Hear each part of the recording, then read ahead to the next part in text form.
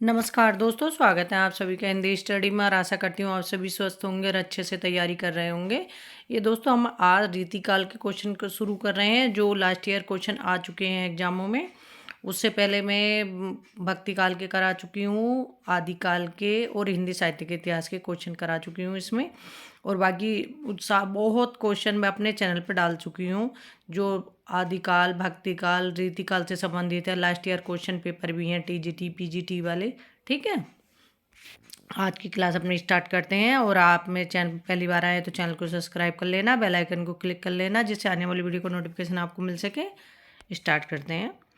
केशव दास का अलंकार का आधारित ग्रंथ है, तो केशव दास का जो अलंकार पर आधारित ग्रंथ है वो कौन सा है? कविप्रिया। निम्नलिखित रचनाओं को उनके रचनाकारों के साथ सुमेलित करना है। तो इसमें एक रचनाकार है एक तरफ रचना है उनकी। ठीक है, तो इसमें देखना है काव्य प्रकाश किसकी रचना है, तो काव्य प्रकाश चिंतामणि की रचना है। रसराज मतीराम की रचना है। रसविलास देव की रचना है। रस सारांश भिखारी दास की रचना है। इस तरह से इसमें ऑप्शन हमारा ए सही होगा। आगे देखते हैं। मेरी भब्बादा हरो दोहे में निम्न में से किस कवि का है? तो ये दोहा किस कवि का है? मेरी भब्बादा हरो, तो ये बिहारी जी का दोहा है। और बिहारी जी कैसे कवि हैं? रीतिकाल के रीति सिद्ध कवि क्या हैं? क्योंकि रीतिकाल में 3 प्रकार के कवि थे, रीति सिद्ध, रीति मुक्त और रीतिबद्ध। ठीक है, रीति सिद्ध, रीतिबद्ध और रीति मुक्त। और बिहारी जी जो हैं वो रीति सिद्ध कवियों में आते हैं। बिहारी जी के ऐसे कवि हैं जिन्होंने केवल एक ही रचना लिखी, बिहारी सस्सई। आगे देखते हैं।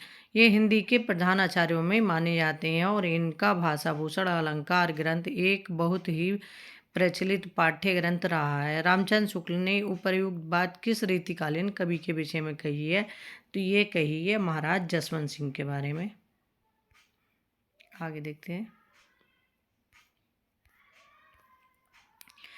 यह निसंकोच कहा जा सकता है कि भाषा पर जैसा अचूक अधिकार इनका था वैसा और किसी कवि का नहीं। रामचंद्र शुक्ल का यह कथन किस कवि के लिए है? तो ये कथन है घनानंद जी के लिए। घनानंद जी रीति मुक्त कवि थे। बोधा, आलम, ठाकुर, द्विजदेव, घनानंद ये कैसे कवि थे? रीति मुक्त कवि थे। विज्ञान गीता के रचयिता हैं, तो विज्ञान गीता किसकी रचना है? केशव दास जी की रचना है। कवि प्रिया, रसिक प्रिया, रामचंद्रिका, विज्ञान गीता ये सब किसकी रचना है? केशव दास की। भाषा की समाज शक्ति और कल्पना की समाहार शक्ति सर्वाधिक उपयोग निम्नलिखित में से किस कवि ने किया है? तो भाषा की समाज शक्ति और कल्पना की समाहार शक्ति का सर्वाधिक उपयोग किसने किया है? बिहारी जी ने। गागर में सागर भरने का काम किया है बिहारी जी ने। बिहारी जी की जो एक बार पूछा गया था कि इसमें कितने दोहे हैं, तो बिहारी जी ने क्या लिखे हैं ये भी पूछा गया है। दोहे लिखे हैं। किस भाषा में लिखे हैं? ब्रज भाषा में लिखे हैं। बिहारी जी रीति सिद्ध कवि हैं। और कितने दोहे हैं? 719 दोहे हैं, कहीं कहीं 713 भी आते हैं। ठीक है। लोगन कवित की वो खेल करी जानो, इस काव्य पंक्ति के रचयिता हैं। तो लोगन कवित की वो खेल करी जानो ये काव्य पंक्ति है ठाकुर की। आगे देखते हैं। इनमें से कौन सा जोड़ा सही है? तो इसमें ऑप्शन हमारा ए सही होगा। चिंतामणि काव्य प्रकाश की रचना है। मतीराम की रचना है रसराज। भूषण की रचना है शिवा वावनी। या रसलीन की रचना कौन सी है? रस प्रबोध। रीतिकाल में किस रस की प्रधानता काव्य में रही है? तो रीतिकाल में किस रस की प्रधानता रही है? श्रृंगार रस की प्रधानता रही है। इसमें से रीतिकाल का कौन सा कवि अपने प्राकृतिक चित्रण के लिए विख्यात है? तो प्राकृतिक चित्रण के लिए कौन सा कवि विख्यात है? सेनापति। ऋतु वर्णन के लिए, प्राकृतिक चित्रण के लिए सेनापति प्रसिद्ध है। इनमें से कौन सी कृति केशवदास की नहीं है? तो कौन सी कृति केशवदास की नहीं है? अनेकार्थ मंजरी। अनेकार्थ मंजरी किसकी रचना है? नंददास की है। रामचंद्रिका, रसिक प्रिया और विज्ञान गीता केशवदास की रचना है।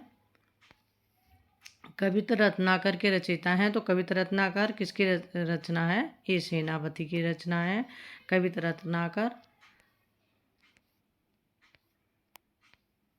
आगे देखते हैं, केशव दास को किस वर्ग में रखना समीचीन है। तो केशव दास को किस वर्ग में रखना समीचीन है, तो वो है समीचीन। ठीक है, तो ये है रीतिबद्ध। केशव दास कैसे कवि हैं, रीतिबद्ध कवि हैं।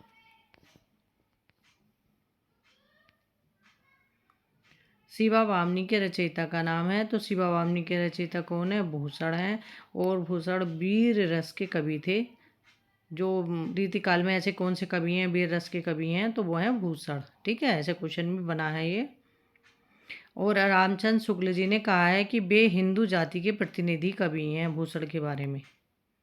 और कवि भूषण की उपाधि जो भूषण को मिली थी, तो ये दी थी चित्रकूट के राजा सोलंकी राजा रुद्र ने। निम्नलिखित कवियों के जीवन काल का सही आरोही क्रम है, तो इसमें बिहारी, भूषण, मतीराम और देव। इनके क्रम बहुत बार एग्जाम में पूछे जाते हैं, तो सबके क्रम एक बार देख लेना अच्छे से। जैसे केशव, बिहारी, मतीराम, ये की कौन पहले बाद में आते हैं। ठीक है, निम्नलिखित रचनाकारों में से ललित ललाम के रचनाकार हैं, तो ललित ललाम के रचनाकार हैं मतीराम। ये क्वेश्चन अच्छे हैं, इसलिए मैं सोच रही कि जो क्वेश्चन आए हुए हैं वो क्वेश्चन तो कम से कम आप सीरीज में लगा के सुन लो एक दो बार। बाकी जो क्वेश्चन और हैं उन्हें आगे डालूंगी धीरे धीरे इस तरह से। क्योंकि क्वेश्चन जितने करोगे ना उतनी अपनी प्रैक्टिस करने से ना अपना जो अब मतलब गलतियाँ होती हैं उनमें सुधार होता है। और ये भी पता चलता है कि एग्जाम में किस तरह से क्वेश्चन पूछा जाता है और कौन सा क्वेश्चन है कि जो यहाँ से मतलब हर बार क्वेश्चन बनते, कुछ जगह से क्वेश्चन नहीं आते, लेकिन जहाँ से आते हैं देखते हैं आगे। इनमें से कौन सी रचना देव की नहीं है, तो देव की रचना कौन सी नहीं है, रसमंजरी, रसविलास, भवानी विलास, अष्टयाम, ये किसकी रचना है, देव की रचना है। इनमें से कौन सी रचना सेनापति की है, तो सेनापति की रचना कौन सी है, कवित रत्नाकर। काव्य वो श्रृंगार निर्णय भिखारीदास की रचना है। काव्य कल्पद्रुम ये चिंतामणि की रचना है। ये दोनों रचनाएं एग्जाम में पूछी गई हैं।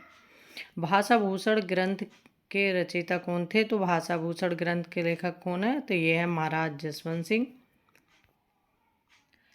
इनमें से कवि घनानंद से संबंधित कौन सा कथन सही नहीं है, तो इसमें ऑप्शन सी सही नहीं है।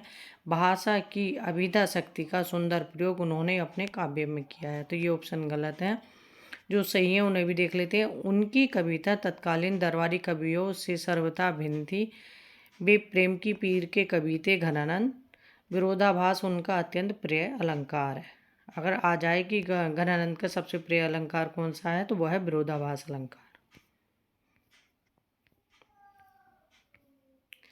और प्रेम मार्ग का ऐसा प्रवीण एवं धीर पथिक तथा जम्बादानी का ऐसा दावा रखने वाला ब्रजभाषा का दूसरा कभी नहीं हुआ, ये कथन रामचंद्र शुक्ल जी का है। और ये भी घनानंद जी के बारे में ये पूछा गया है ये कथन। रीति काल के नामकरण के संदर्भ में रीति शब्द किस अर्थ में प्रयुक्त हुआ है, तो रीति शब्द जो प्रयुक्त हुआ है वो है अलंकार, रस, गुण, ध्वनि, नायिका भेद आदि से युक्त काव्य शास्त्रीय प्रणालियों पर आधारित रचनाएं। तो इसमें ऑप्शन बी सही है। इनमें से महाकवि बिहारी और उनकी सत्सई से संबंधित कौन सा कथन सही नहीं है, तो बिहारी जी से और उनकी सत्सई से संबंधित कौन सा कथन सही नहीं है, तो वो ऑप्शन ए सही नहीं है। जो सही है उन्हें देख लेते हैं। लोक ज्ञान, काव्य ज्ञान और शास्त्र ज्ञान तीनों का सुंदर समन्वय सत्सई में देखने को मिलता है। अनुभवों के चित्रण में बिहारी सिद्धहस्त थे।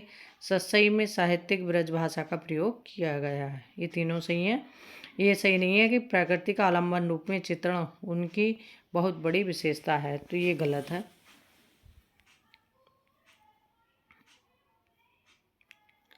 लोग है लागी कवित बनावत, मोही तू मेरी कवित बनावत। ये किसकी पंक्तियां हैं, ये पंक्तियां घनानंद की पंक्तियां हैं और बहुत प्रसिद्ध पंक्तियां हैं। ये कहते हैं कि लोग हैं जो कविता बनाते हैं, मुझे तो मेरी कविता ही बनाती है। रामचंद्र शुक्ल ने अपने हिंदी साहित्य का इतिहास ग्रंथ में इनमें से किस कवि को हिंदू जाति का प्रतिनिधि कवि कहा है, तो हिंदू जाति का प्रतिनिधि कवि किसे कहा है, रामचंद्र शुक्ल जी ने भूषण जी को, महाकवि भूषण को। निम्नलिखित लक्षण ग्रंथों को उनके रचनाकारों से सुमेलित कीजिए और दिए गए कूट से सही उत्तर से चयन कीजिए। भाषा भूषण किसकी रचना है, तो ये जसवंत सिंह की है। ललित ललाम मतीराम, काव्य निर्णय भिखारीदास, जगत विनोद पद्माकर की रचना है। तो इसमें ऑप्शन हमारा डी सही होगा। हिंदी रीति ग्रंथों की अखंड परंपरा आचार्य रामचंद्र शुक्ल ने माना है। तो रीति ग्रंथों की जो अखंड परंपरा का आरंभ माना है रामचंद्र शुक्ल जी ने, वो चिंतामणि से माना है। ये ब्रजभाषा के मतीराम जैसे कवियों के समकक्ष हैं और कहीं कहीं तो भाषा और भाव के माधुर्य में पद्माकर तक से टक्कर लेते हैं। आचार्य शुक्ल ने यह किस कवि के लिए कहा है? ये बेनी प्रवीण के लिए कहा है। आगे देखते हैं।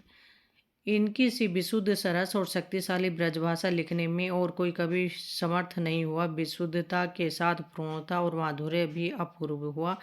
ये वियोग श्रृंगार के प्रधान मुक्तक कवि हैं। आचार्य रामचंद्र शुक्ल का उक्त कथन किस कवि के विषय में है? तो ये है घनानंद के बारे में। देव माने जाते हैं, तो देव कैसे कवि माने जाते हैं? रसवादी आचार्य माने जाते हैं देव। और देव ने कुल कितने ग्रंथ लिखे? 72 ग्रंथ लिखे थे, 72। बिहारी को किस श्रेणी के रीति कवियों में माना जाता है? तो बिहारी कैसे कवि हैं? रीति सिद्ध कवि हैं। ठीक है, आज के क्वेश्चन रीतिकाल के जो थे हमारे कंप्लीट हो गए। इसी क्रम में आगे के अपने क्वेश्चन करेंगे। तब तक अपना पढ़ते रहो। और एक जो रीतिकाल के नामकरण आते हैं ना, वो देख लेना अच्छे से कि किसने रीतिकाल को श्रृंगार काल कहा, किसने रीतिकाल को अलंकृत काल कहा, आदिकाल और रीतिकाल के, क्योंकि नाम ये एग्जाम में पूछे जाते हैं। ठीक है, थैंक यू दोस्तों मेरी वीडियो देखने के लिए।